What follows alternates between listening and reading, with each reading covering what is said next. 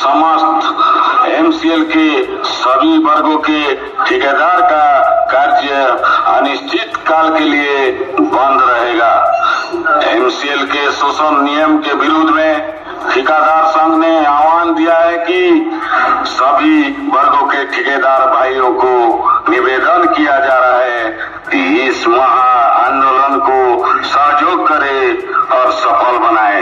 धन्यवाद। एमसीएल ठेकेदार संघ। प्रिय बंधुगण, ठेकेदार संघर यही निष्पत्ति की आसंता डिसेम्बर 1 तारिख समस्त एमसीएल सभी वर्गर ठेकेदार भाई मानकर कार्य अनिश्चित काल लगी बंद रहिबो।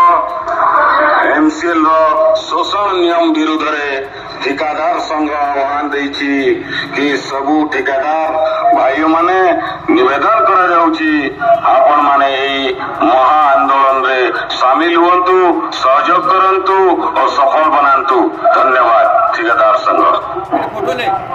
ठेकेदार मारण नीति चलिब नाय, ठेकेदार मारण नीति चलिब नाय, मनमर्जी नियम चलिब नाय।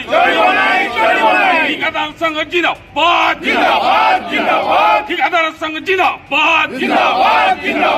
अरे तुम मनमानी शासन चलिब नाय, तुम मनमानी शासन चलिब नाय। ठेकेदार पर अत्याचार अन्याय चलिब नाय, ठेकेदार पर अन्याय अत्याचार चलिब नाय।